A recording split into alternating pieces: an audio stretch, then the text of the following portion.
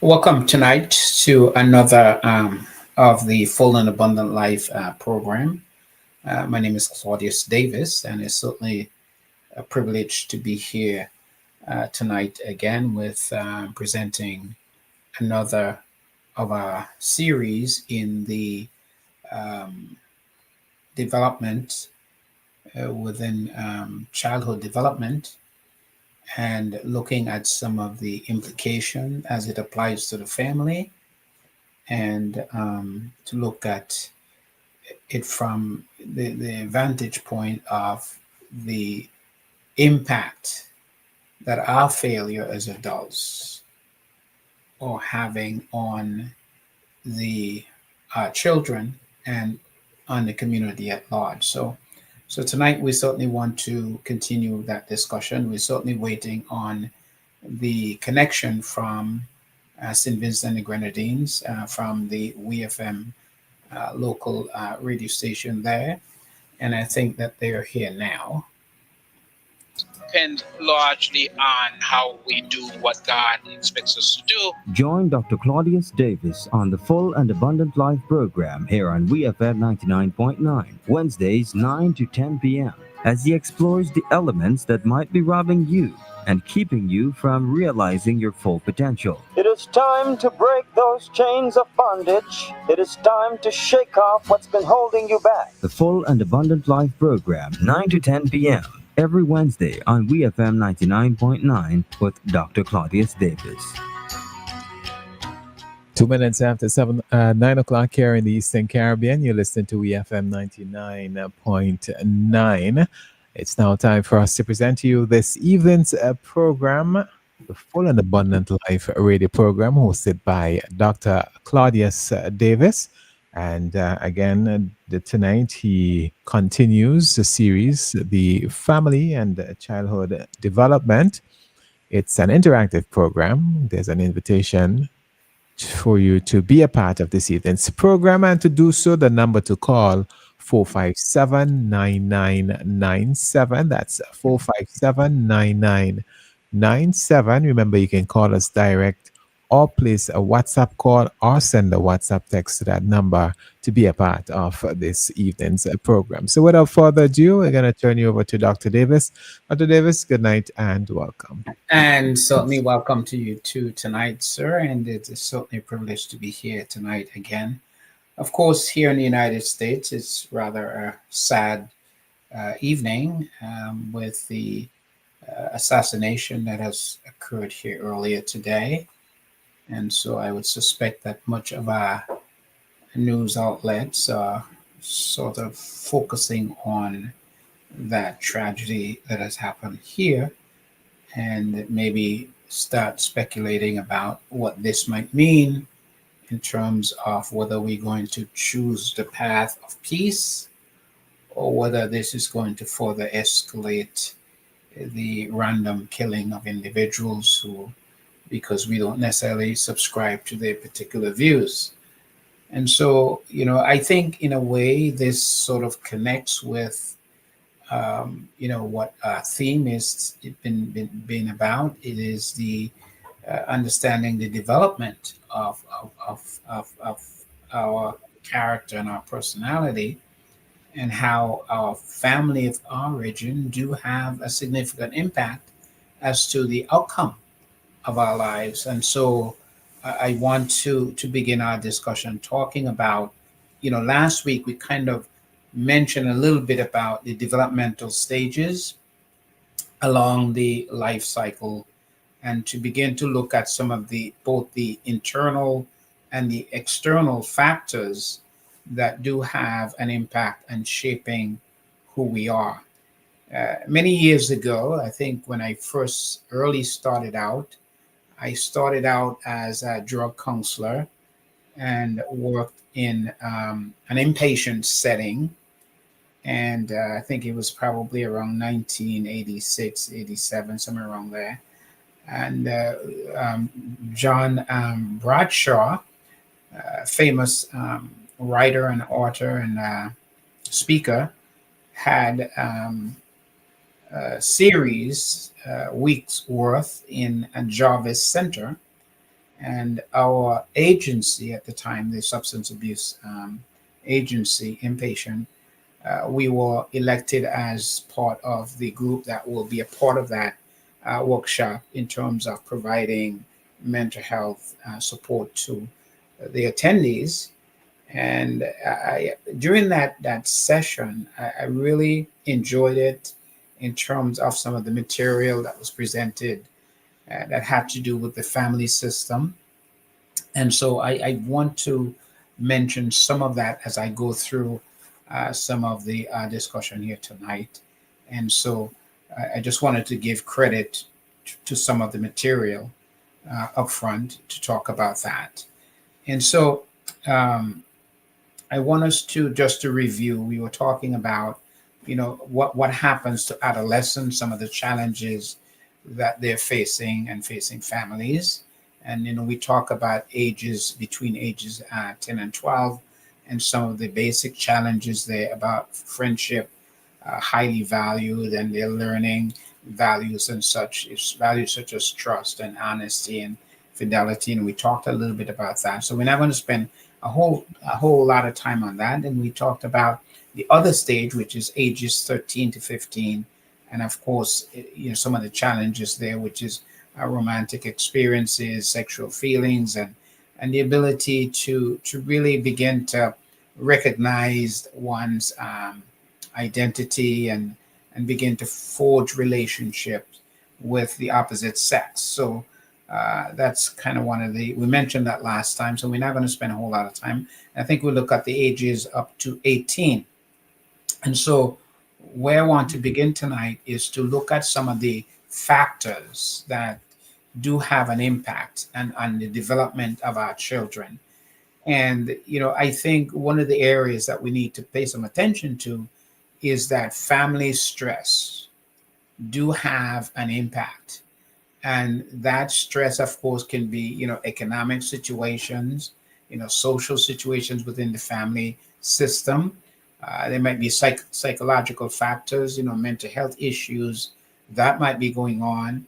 But also, I think there may be spiritual issues that's going on in the family as well. And of course, just the overall environmental issues that family faces, natural calamities, and some of the things that do happen, flooding, earthquakes, hurricane, all of those things can begin to impact the family, that creates this stress within the family. But and you have to understand that children, all of these kinds of stressors disrupt some of the main issues in terms of children's needs. And we'll talk about some of that, in a little later discussion.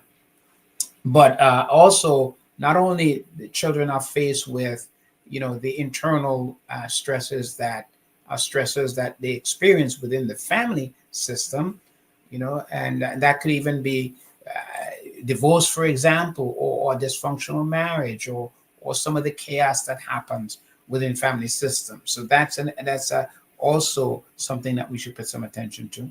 And of course, the fact the school itself is where children have to perform academically, and sometimes some of our kids are so stressed out, because of the expectations that are placed on them, both from the parents and within the school system itself, where they have to perform. And some of our children, faced at this level, with brittle or very limited social systems, or ego structure, where their self-esteem happens to be low. This is also an extremely challenging time for our children.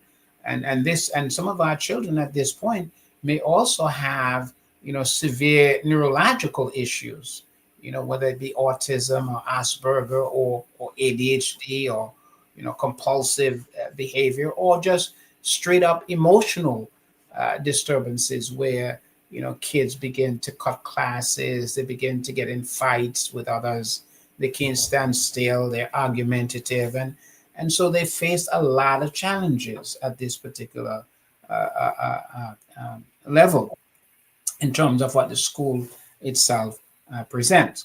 And sometimes, if you add the fact here that some of these children that are that vulnerable, whether it be neurological, cognitive or emotional, or behavioral, if they're already struggling in those areas, then uh, you then have to look at what the home life is like, whether that home life is of such way they can begin to meet the challenges, and they have the what is necessary to be able to seek help, to help these youngsters to be able to ride out or to be able to overcome some of these disabilities. And of course, some of our children may have not just emotional disabilities or neurological in the sense, but there may be physical disabilities where a child may be mute, or the child may have hearing problems or speech problems, or just physical problems. A lot of medical scenarios where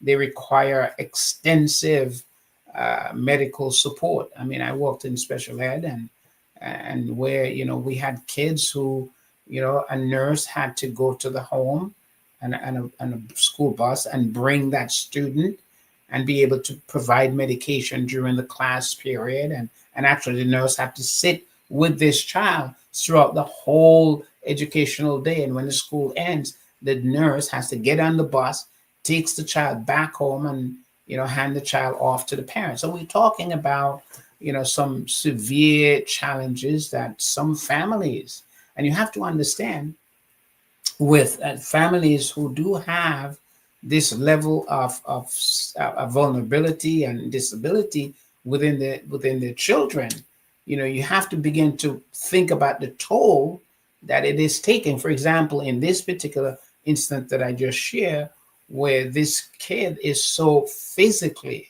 handicapped, and to where their IQ is practically zero at this particular point. And as they get older, nothing changes. And then you have to think about the family that have to care for this.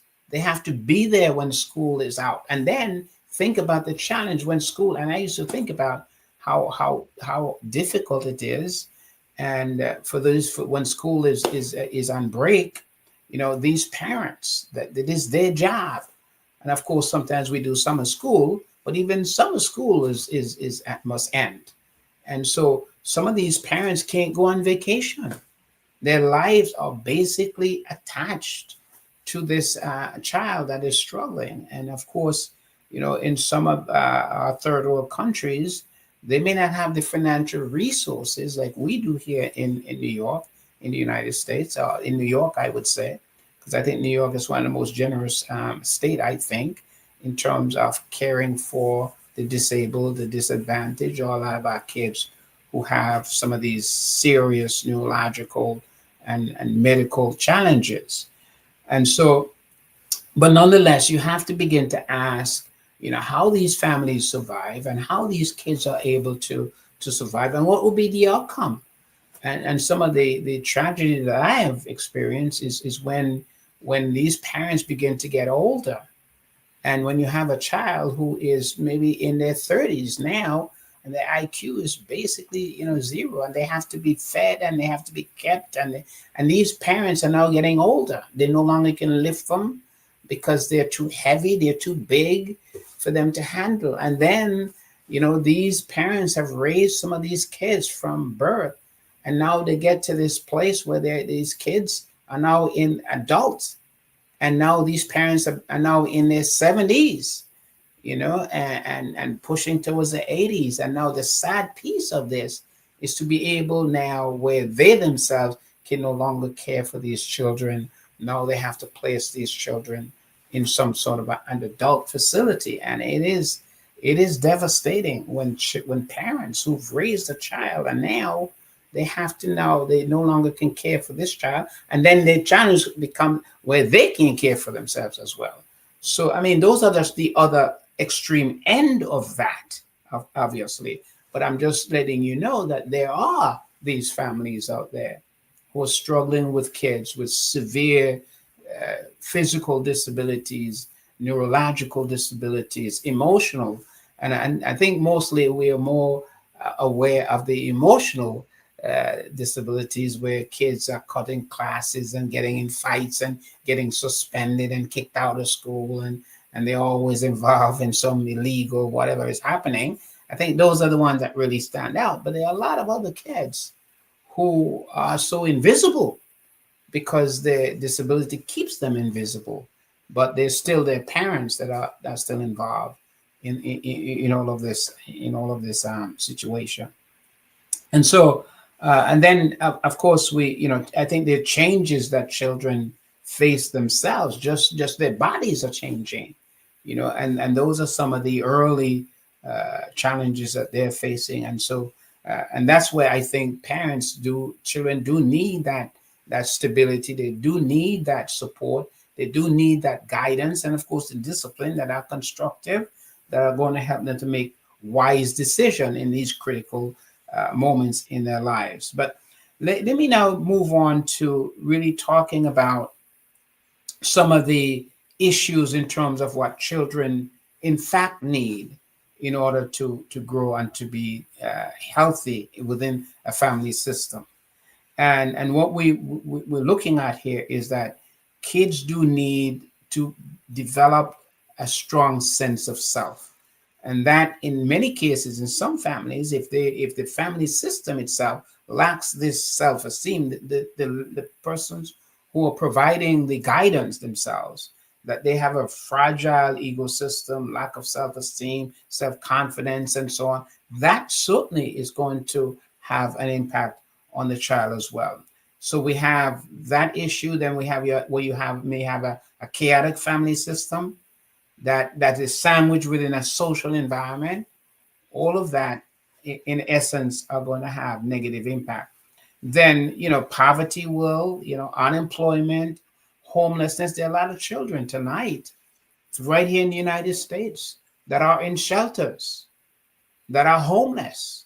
Many families that are homeless, and some of these families do have children, and they are in situations where they're homeless, and you have to ask yourself, how do you help a child that is in this situation where they'll be moving from one homeless shelter to another, and where and in a lot of these shelters, I don't know about St. Vincent, what it's like there. I can tell you what it's like here, because a lot of these shelters are places where there are all kinds of violence, there are all kinds of drugs, there are all kinds of beating and stabbing and cutting, and young children are sandwiched within these kind of shelters that we sometimes witness and experience here in the United States. And so what we're saying here is that these youngsters that are being socialized that way, where they no longer have confidence in themselves, there's no sense of importance in who they are, and the only way they learn to survive is to either engage in stealing or fighting or hitting back. And so once they get older and they begin to get independent from their parents and from these structures, and then if they get little power added to that brokenness, then they can escalate all the way to criminal activities, committing murders and killing, and just an array of stuff that are happening. And so when you look at a lot of our young people today, that you'll see that, of course, not all young people, because I think there are many young people that go ahead and lead successful lives and productive lives and go to college and stay out of trouble. But many of our children, if you were to look at the research, you will see that many of our young people who are in trouble with the law, who are on our streets, these are the ones, you can trace it right back to the family system. And you'll see when the family fails, when the home fails, that there are severe consequences. And those consequences may go all the way into adult. And many of our kids will wind up in being incarcerated because of crimes they've committed, or they may even wind up early termination in terms of in the cemetery. And we see this all the time. And so we as counselors and as religious leaders, I think we have to begin to step back and ask ourselves a tough question. When Jesus, or James rather, mentioned, this is what religion would look like, and of course, in this case, he singled out, the homeless and the elderly and so on and so on. But I'm telling you that it's wider than that. We're talking about what some of us may see as the castaways, the wasteful, the those broken children that we see.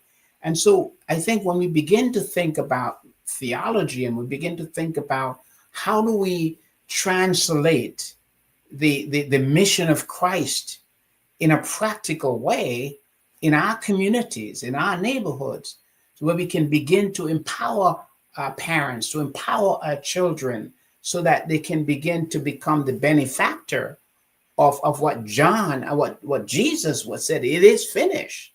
And he's talking about, the enrichment of humanity, where we can become better fathers and better husbands, and being able to raise children with a sense of pride and a sense of meaning and a sense of hope, and be able to become productive.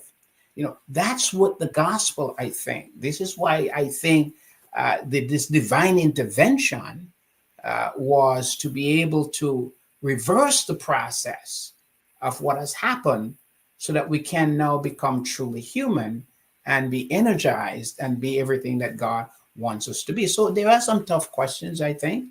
And I think sometimes we need to sit back and begin to see how we can, interpret and implement, the gospel message in a practical way, so that we can bring meaning to our family and to our home system, so that they can become the benefactor of redemption. And I think this is going to take more than just baptizing people and doing all this stuff. I'm not saying those things are necessary. I'm just saying we're going to have more of a holistic approach. And I think Jesus saw, looked through that lens of seeing all of humanity from all vantage point, and was able to reach out and be able to bring about what needs to be done. And so you have, poverty, unemployment, homelessness. You have also, substance abuse, alcoholism, drug addiction. The program that just ended a while ago was have a whole pep talk, a whole pitch, on how we can now market cannabis, and so that it can become more of a medical solution to a lot of our medical problems and so on. But of course, from where I'm standing, there are a lot of other social negative aspects to all of this as well. And I know that it is easy for people to say, well, that's just PR, that is just people saying things, but that's not really true. Well, I work where I work, my whole life, in most of it, I work in drug rehabs. I still do. I'm a substance abuse counselor here in New York. I work within a system, criminal justice system every day. So I see, what's happening to our young people and so on. So I think sometimes we have to begin to understand that sometimes when people are broken, what they do is they reach out for substitutes. And whether that substitute be alcohol or some other drugs, or marijuana or cigarettes, or food, or gambling or sex, whatever it is, people tend to look outside of themselves in order to find substitutes, in order to remedy for what's going on inside. And so, alcohol is legal, but obviously, think about all the deaths that happen in the United States, as a result of drunk driving. So something that is good can also be used in the wrong way, and so have certain severe consequences. But I think a lot of our families, a lot of our home systems are struggling because of drug addiction and alcoholism, and that's because of the emptiness that people feel. And when they feel that emptiness, they need something, some substitute. And that substitute may be, like I said, drug, alcohol, or maybe sex, or maybe food, obesity, whatever it is that people tend to get involved in order to make something happen.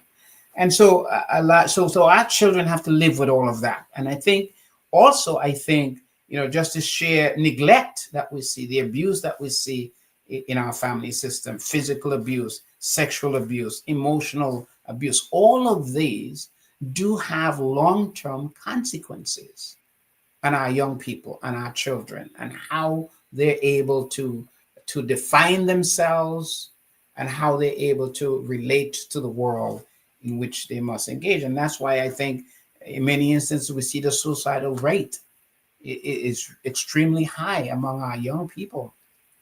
Every day we see the news, we hear of people who have committed suicide because they no longer want to live. That life has become so painful for them that they'd rather exit this life. And this happens a lot.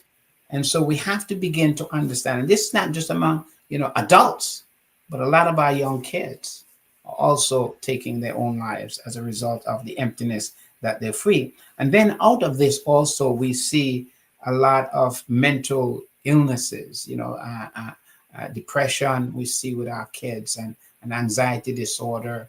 I think post-traumatic stress is becoming like it's like a badge of honor. It seems like everybody is want to use that title.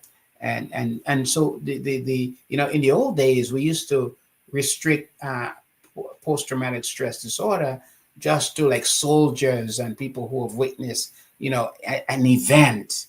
But I have to say to you that a lot of our children has never been in the battlefield outside, but their battlefield has been at home.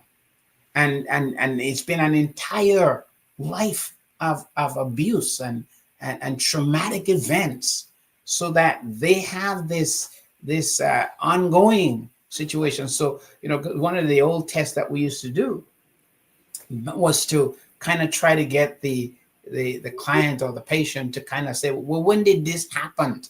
And we listen, and we're looking for an event, like, well, they were driving down the street and they saw someone cut with a machete, or someone was shot, or we look for that specific thing. But now research is beginning to tell us it's not just that, it's a whole life where a child may grow up in an environment that the entire lifespan between being an infant to about age 15, that entire journey was a constant near-death experience. And so it's difficult for them to highlight one event, like a soldier would say, I was in Pakistan, or I was in South Korea, or I was in Baghdad, whatever it was, can't even pronounce the word, but I was there, and I witnessed all of this stuff. But a lot of our kids, everything that has happened that has come to cripple them has happened in their home. And it's been a lifetime of a pattern of abuse, a pattern of neglect, a pattern of ugliness. And over time, that has accumulated. And now the internal sense of who they are is so damaged and so broken. And sometimes a lot of these people either attach themselves to gangs, or they may attach themselves to certain religious groups and so on, because of the euphoric of it, or the charismatic aspect of it, and the all of that emotional whatever happens. But what truly happens is nothing changed internally, because the personality is still the same, the character is still the same, because this is just like sometimes religion is nothing more than another drug. I think it was Karl Marx, one of those guys who had said a while back that religion is the opium of the people. It's a way to feel, it's a way to sort of soothe the pain that they feel. And so many others, whether it be a gang, or whether it be just overeating, obesity, whatever it is, or sex, or gambling, or or alcoholism or drugs or religion, whatever it is, people always looking for a substitute. And I have to say to you, Jesus is not a substitute. And so if you're using the church and religion as a substitute as you would use a drug, I think you're in the wrong place, because Christianity is about an internal transformation that happens with a person. And so that's where we need to be focusing on. But nonetheless, we have to understand what this is. And so when you put all of this together, when you look at the fact that, lack of self-esteem, within a chaotic family system, the impact of poverty and homelessness and unemployment, all of those things that our children have to bear the burden of all of this. Remember, children don't choose their parents. Okay, they don't say, well, let me line up all the parents out there, and and I'm going to interview all of them, and I'm going to pick the one that I think. Children don't have that choice. And so there are some children who are privileged to be in a family system where you have, as a matter of fact, the gentleman who was just assassinated today, one of his statement that I remember so well, he was talking about the three, things that was so important in terms of building a society and a strong nation. And one of the things he was talking about was a marriage, and people coming together, husband and wife, and living together and honoring that, and for that, people felt that he was too radical, I guess, too ultra conservative, and folks felt like he didn't deserve to live. He should be, taken. But, what I'm saying to us is that there are some fundamental things that if we're going to reverse this whole level of crime and violence, if we're going to be able to create a healthy environment for our children to grow up in, we're going to have to begin to understand that the home is critical. It is the bedrock. It is where children are being shaped. And so we have to begin to allocate some more human resources to the family system. And I think that the local churches should be leading in this aspect of it. I think it is the church's responsibility, I think, in the first place, to be able to shoulder and to be able to guide and to be the front runner. But sometimes I think we lay all of this responsibility at the doorstep of politicians, and we think that we've elected you and therefore we expect you to change our lives. We expect you to do all of these things. But we have to understand that the nuclear family, the religious community, these are the first stop.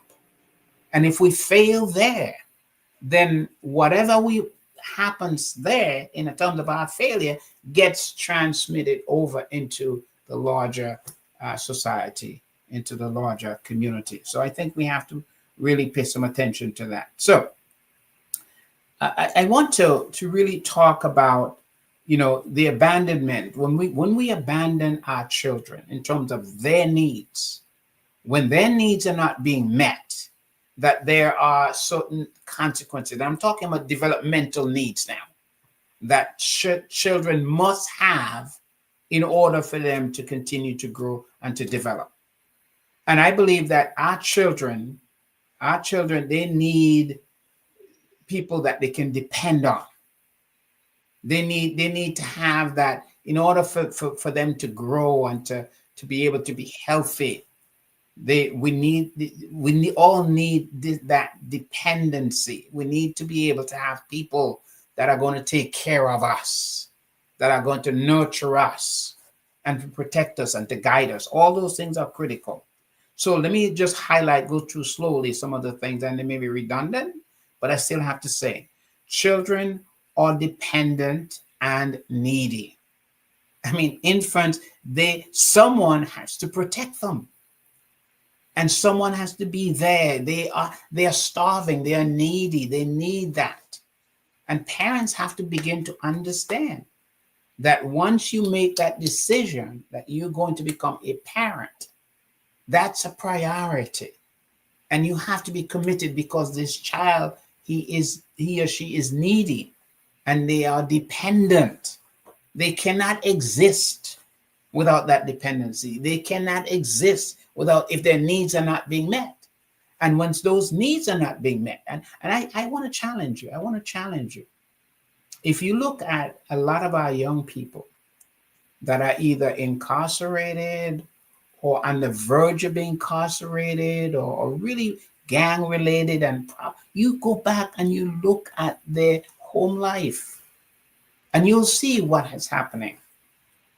I think children, I think parents need their parents for 15 years. And some of you may have different numbers on that. But I'm saying to you tonight that children need their parents for 15 years.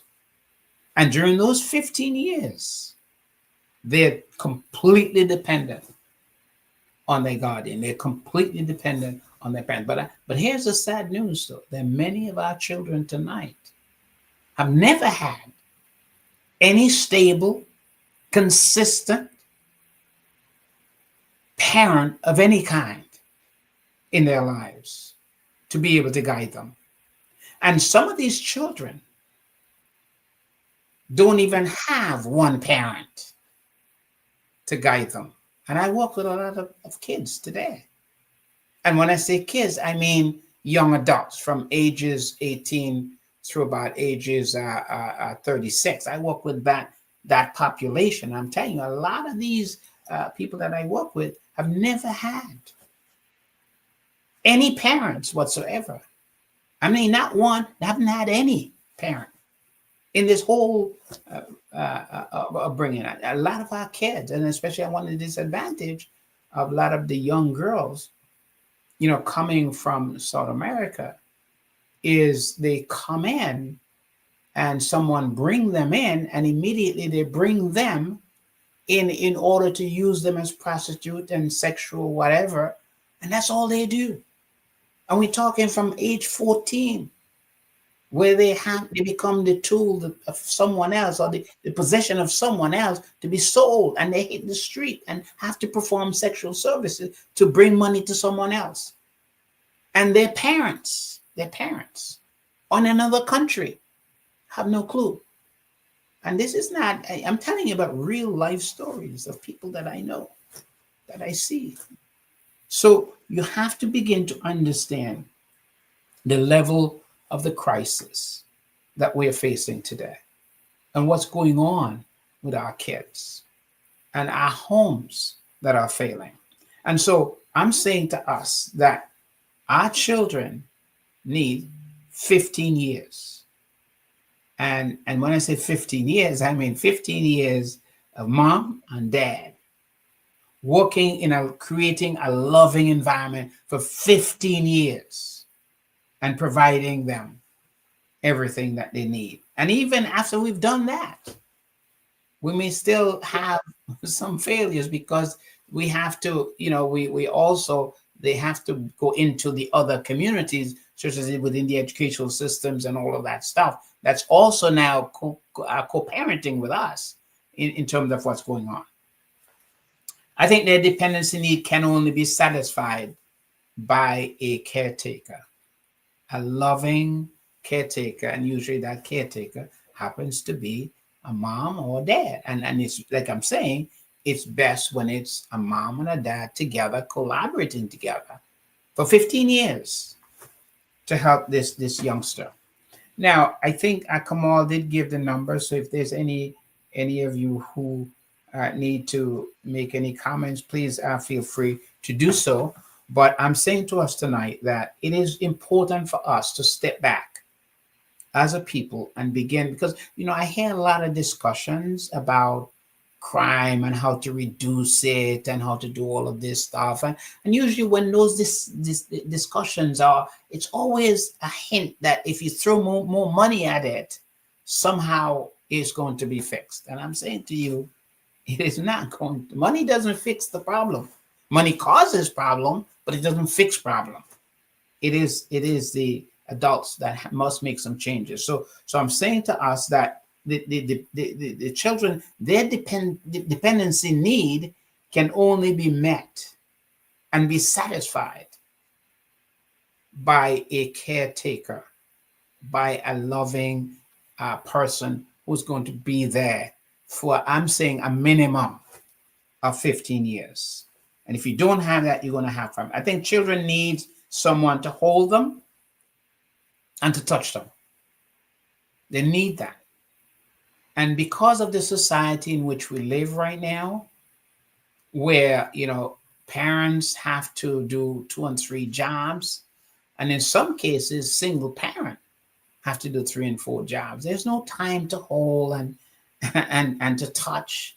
We farm that out to the daycare center. We pay people to do all that stuff for our children. But we as parents ourselves are too engrossed, too busy making the money. And the funny thing is about that business of making money, because here's the thing. I think a lot of people already know that because of their financial situation, that they are inferior. And it doesn't matter how hard they work, because they measure themselves by money, because they're looking at other people who have money. And they know that these people are superior. These people have the power. These people have the status. These people have all the privilege and all the trappings of wealth. And this is what I don't have. So they must be better than I am. And they also communicate that to their children. And sometimes parents will say, I don't want you to be like me. I want you to be better than me. But what the parents are really saying in a very subtle way, I want you to be like that person over there. See, they got a big house. They got all of this stuff. What they're really saying is money is what's important. Power is what's important. Status is what's important. So even when they're trying to encourage their children, the metaphors that they use, the language that they use is really saying, I am a nobody. But you see, when children come to understand that their parents feel that they are nobody, so the parent know that they're nobody, and the children know that the parents know that they're nobody. That creates a sense of shame. It creates a sense where children begin to feel inferior. And that deep feeling of when it's planted deep in the psyche of being inferior, I will never be like these people over there. I will never be, because my parents are not, and my parents know that they are not. And I know it. That in itself creates a psyche where children begin to self-destruct. And then they begin to find other ways to get there. They begin to take shortcuts. Or they may begin to conclude that self-education is of no value, because my parents have some education, but they are nobody in society. And therefore, why should I even bother to go to school? Why should they even? And the parents say, well, don't be like me. You got to go, you got to get it. Well, children sometimes read more into that statement than anything. And so we have to begin to look at the language that we're using, how we're communicating to our children. What is it that we're really saying to them? And we have to be very careful about that. And sometimes I see in some cases where parents are willing to go back to school and get their education. I think that's a much better message when you and your child are working on the same educational goal. Because, I think that's a lot better than when you say better than, when you compare yourself that way. I think it certainly can make a significant difference in terms of that. But also, I think that children need someone who can mirror back to them and to affirm their feelings, their needs, and their drives. I think parents have to have the balance within themselves, the confidence in themselves, that they're not always anxious and sort of tensed and angry and frustrated all the time. Because a frustrated and anxious parents obviously can't, the only thing they can mirror is their frustration and their anger and those negative toxic feelings that they have. But I think to create an environment where you can begin to nurture healthy children, you have to be able to mirror back to the child, what the child is mirroring to you, and you have to be able to smile. You have to be able to spend time with the child in terms of, like I said, touching and handling and being mirrored back to the child. The child's feelings and the child needs and drives, all of that. The parents are going to mirror it back to the child, and those are the early seeds, I would say, of a strong and healthy child in terms of helping that child to develop a healthy sense of self and self-efficacy. So all those things are critical. And let me say, but also I think children need a structure with limits, and they need the predictability. They have to be able, children have to be able to predict, what their parents are going to say, what they're going to do, and not always be anxious and panicky. Is dad coming home drunk tonight? Is mom coming home drunk tonight? Is mom going to be high tonight? Is mom going to be so drugged out tonight that children have to be able to understand and be able to have something that is normal, it's predictable. They don't have to be anxious up and down all the time. And many of our children, their life is like a yo-yo. It's like if you want to describe bipolar disorder, they're up, sailing, and next time they're down, up and down. And sometimes a lot of family homes really, it's like if I can use this metaphor, it's like a bipolar kind of environment where you never know what mom is up or mom is down, or dad is up and mom is down. There's nothing calm and soothing and predictable in that family structure. And I have to say to you, a lot of our children are being socialized in that kind of an environment. And that certainly is problematic. And we have to begin to begin to understand that and how it works. So I think that we neglect. I want to spend a little time talking about neglect, and I certainly want to encourage those of you who are listening. I mean, this is a time that you can send us a text, or you can call us, or you can share your thoughts with us and let us know what your thoughts are. Let me see if I can monitor what's going on the website. But it seems like everybody is silent tonight. I don't understand why, but they always are silent tonight. But certainly give us a call and let us know what your thoughts are. So, but I think in terms of the need, they need a mutually trusting relationship. They need to know that there is someone that they can count on. And I know that there are many homes tonight is lacking in this. That doesn't exist. And there are many homes though tonight that do have that. There are many homes tonight where children do feel that there is someone there who care about them. And that relationship is trusting, it's there for them. But there are many homes tonight that certainly just doesn't have that kind of environment tonight. So let me, I'm trying to monitor and make sure I'm not overlooking anyone at all.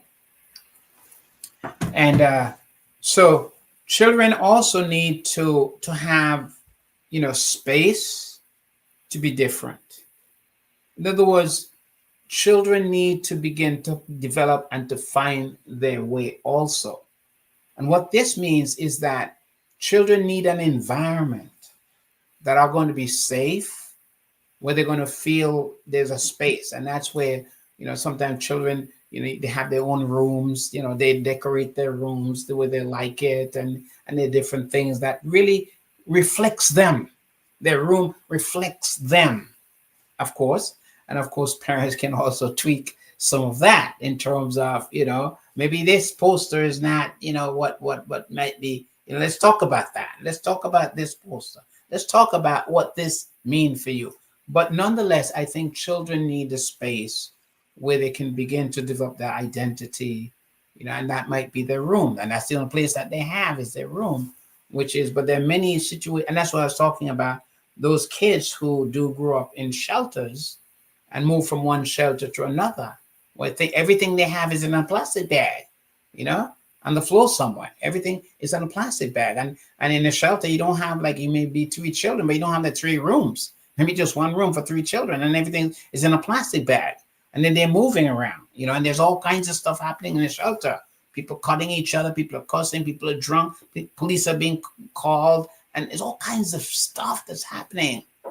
And then we expect these children in the morning that they get dressed, they put on a school bus, and we expect them to go to school and perform well when they never had a good night's sleep.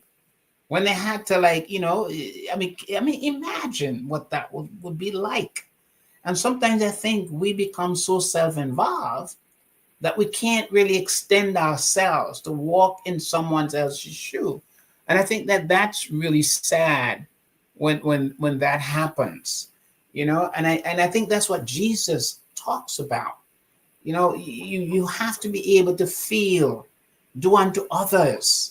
And so if you can walk with me tonight and you can begin to imagine a mother who's been abused and now she's in a shelter with everything she owns is in a plastic bag, and she has 3 kids, and she's in an environment that she has no control over.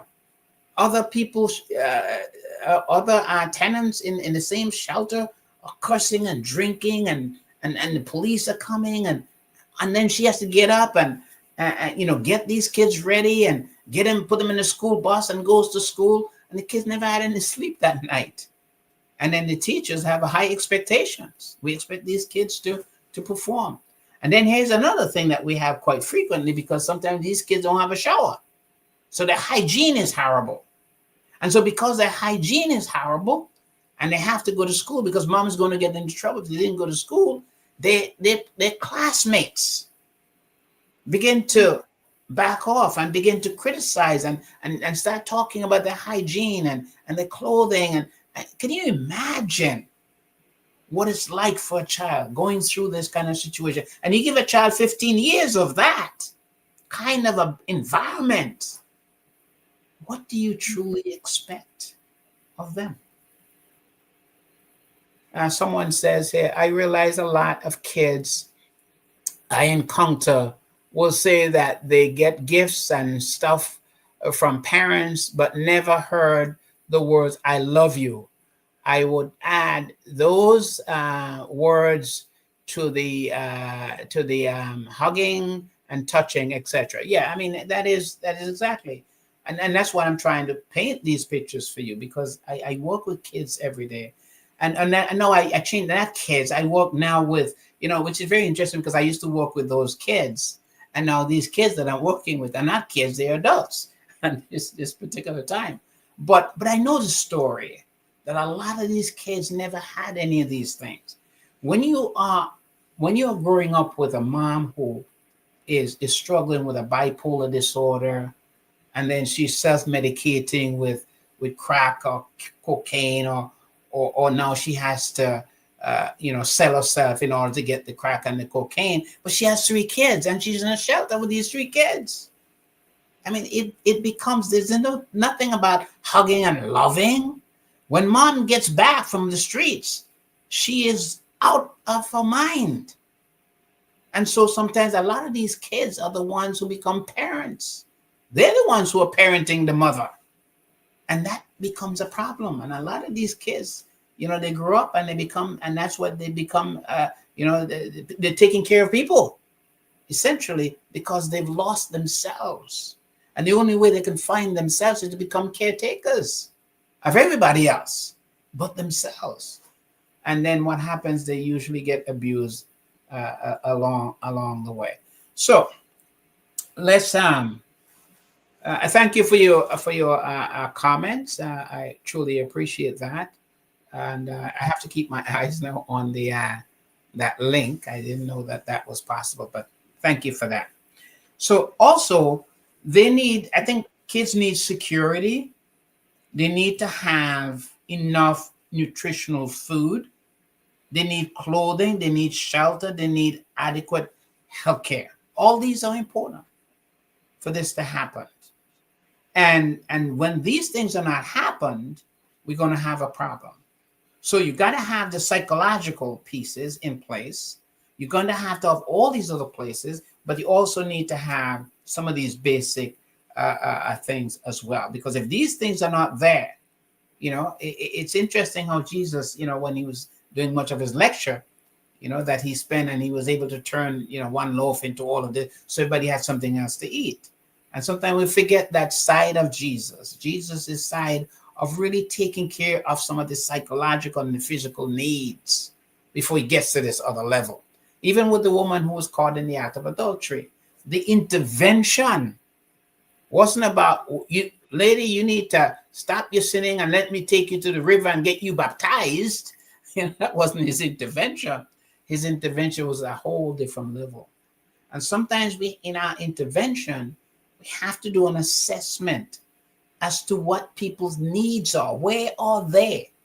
And then we have to begin, rather than, projecting our needs, what we think they need, as opposed to where they are, and to meet them where they are and begin to help them to where they need to be. But security and some of these basic things are essential. I think children need parents' time. And I think that's what the writer is talking about, the hug. Because it takes time, quality time, to spend with a child where, you can kind of like be there in their space, where you can laugh with them, you can hear with them, you can sit on the floor and draw on the floor with them. And one of the things that was difficult for me, I must admit, working in the elementary school as a counselor, was how do you counsel a 5-year-old? What do you do? Well, you get on the floor and you start drawing and you start doing and playing with the toys, and that's what you do, basically. And so sometimes parents, they come home and they're so tired that they don't have the time to really play with and to sit with and to become a child again, to be able to engage in their fantasy world. Because part of how children, operate is they live in a fantasy world. And as parents, you have to be able to go into that fantasy world and be able to play and laugh with them. But sometimes our parents are so stressed out, worried about the gossip at the job place, and am I going to be fired, and all the stuff and the stuff that's happening. And sometimes when people go to the local congregation, it's sometimes even worse. Your job is horrible. You can understand that. But then you go to the local congregation, the church where you're supposed to worship, and the gossip is just as bad. The attitudes and the behavior is even worse. And so you go home and you want to just pull the sheet over your head, but the children are there. Okay. So how do you leave the job out there, leave all of this stuff out there, and come home now refreshed and be willing to now engage and get into the fantasy world of your child and help that child to sort of bloom and to grow? That is a tremendous challenge. And that's why I said you really need two family. I really do. I think this one family business it's not good, because with two family, at least, someone is doing something and they can help each other out and can work. One person could be playing, helping the child with the homework, while the other is doing ironing the uniform for school the next day, or doing something, or whatever it is, that two persons are working together, collaborating, easing the burden and doing things together.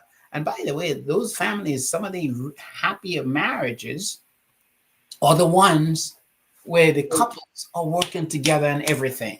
I hear a lot of couples tell me the story. They say, look, when we first got married, we had nothing. We didn't have any furniture in the room at all. And we started getting one piece of furniture, and one couple was saying, we actually, the first thing we got was on layaway. We put a little money, and then we finally got it, and we got this chair, and we got this, and we got that. And now they have a whole lot now. But what they talk about is not what they have now.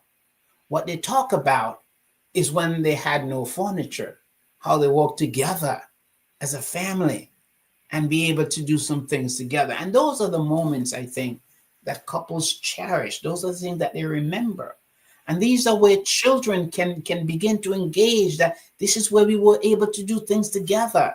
We read stories together. We watched shows together. We travels together, went fishing together. We do all of these things together.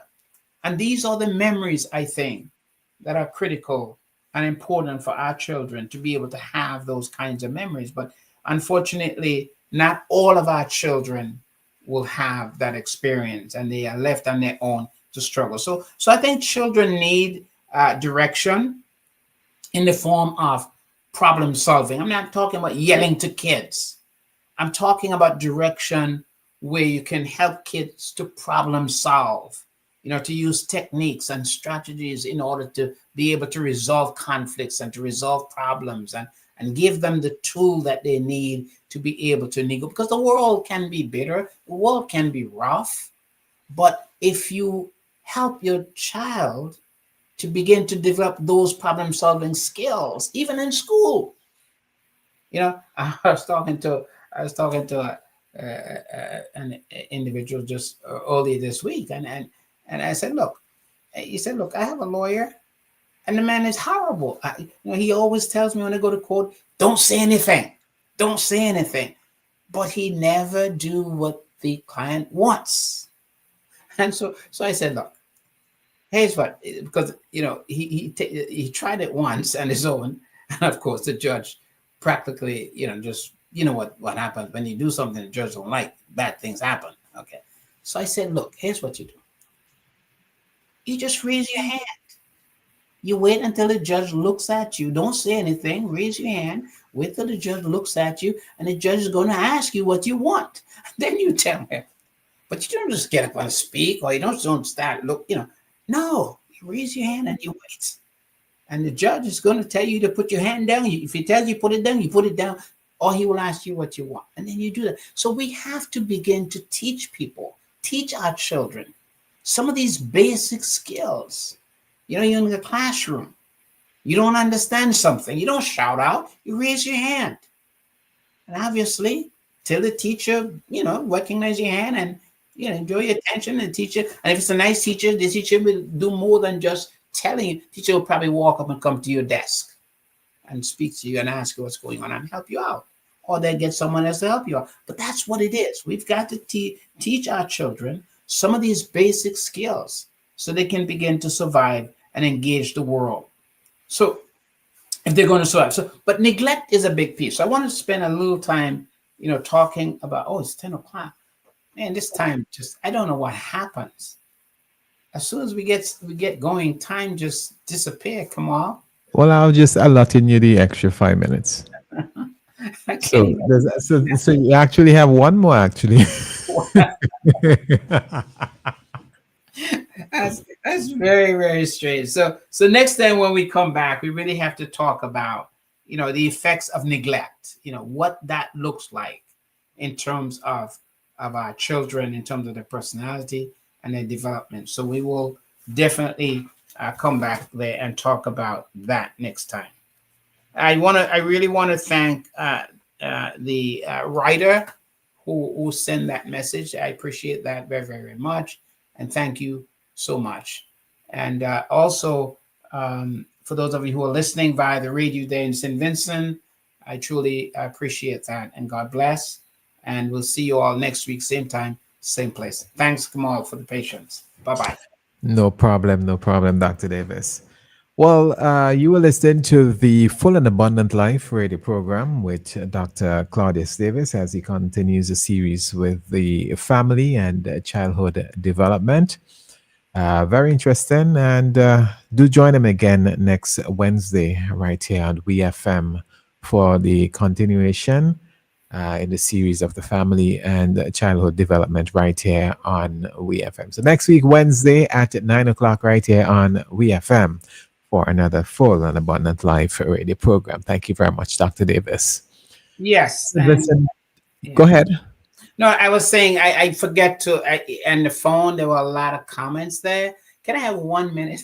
Oh, go right ahead. Go right. No problem. Go right ahead. Yeah, Samantha says, if we ever wonder how we can make a difference in the lives of children, there are many opportunities such as guardian and she lists some of the volunteers and so on and so on. Then we have Jennifer, who also said, how do you recommend a mother encourage a child to lead by her heart with God's guidance when their father is an agnostic and makes fun of Christianity? That is a very serious challenge.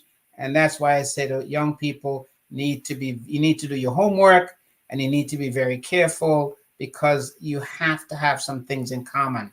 And those are some of the early things you need to begin to look at in terms of doing some of that. But Jennifer, I certainly appreciate that. And thank you so much for your time. Kamal, thanks again for allowing me to do that. No problem, Dr. Davis. Thanks again. All right, well, so listen down the Grenadines. We're 6 minutes after 10, and it's pretty much time for me to leave you until next week. Well, actually, until Sunday when I'll be in to take care of your Sunday Classics program. Do enjoy the rest of the evening, and like always, remember to be good, be kind. Love you all. My name is Kamal Archibald. Until then, do take care. I'm gone. Good night, Dr. Davis. Bye bye.